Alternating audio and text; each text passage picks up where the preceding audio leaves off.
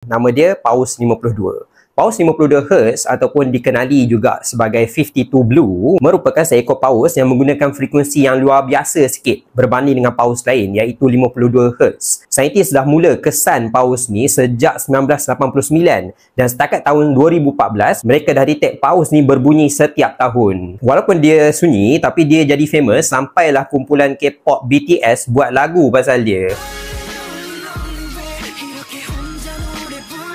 Dia bukan satu kumpulan ataupun satu spesies. Paus 52 ni memang seekor individu dan dia menggunakan frekuensi yang tak sama dengan ikan-ikan paus yang lain.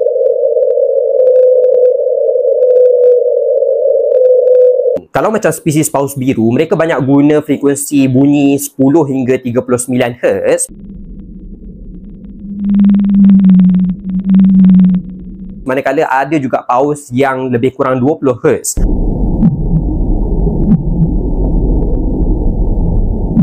Tak ada spesies ikan paus yang menggunakan Hertz sampai 52 ni. Dan sebab itulah kita kata yang possibly dia yang paling sunyi dekat dunia sebab dia berkomunikasi menggunakan bahasa yang orang lain, yang paus lain tak guna. Seolah-olah macam saya cakap Korea dekat orang-orang yang rata-ratanya menggunakan bahasa Melayu. So, paus lain tak boleh relate dengan dia, maka tak boleh berkomunikasi dengan dia, tinggallah dia seorang diri. Tambah lagi misteri, saintis sebenarnya tak tahu pun ikan paus ni spesies mana. Dan saintis tak pernah pun tengok ikan paus ni depan mata. Mereka cuma kesan sahaja bunyi dia tu menggunakan teknologi yang sedia ada. Tapi macam mana orang tahu tu paus? Mestilah paus, takkanlah kucing duduk bawah tu kan? Tapi on a serious note, sonar signature yang mereka detect tu memang milik ikan paus. Cuma paus jenis apa yang tu masih menjadi spekulasi. Ada yang kata dia paus hybrid dengan spesies apa pun masih sedang dikaji. Kita tahun 2021, seorang pembuat filem Joshua Zeman, dia buat satu penemuan yang sangat menarik. Beliau telah dapat rakam bukan satu bunyi 52 Hz tu tapi dua bunyi 52 Hz, menyebabkan tanggapan yang kata ikan ni sunyi sebenarnya mula berubah. Mungkin individu paus ni sudah ada pun peneman yang mempunyai frekuensi yang sama. Dan Zeman juga berjaya rakam beberapa spesies hybrid yang dilihat dekat kawasan yang sama. Mungkin ini mereka, mungkin ini bukan, kita tak tahu. Makna kata di sini, walaupun kita mula dengan cerita yang sayu, ada harapan berkemungkinan paus yang paling sunyi dekat dalam dunia ni mungkin sudah ada pun teman dan mungkin ia tidak lagi menjadi paus yang paling sunyi di dunia.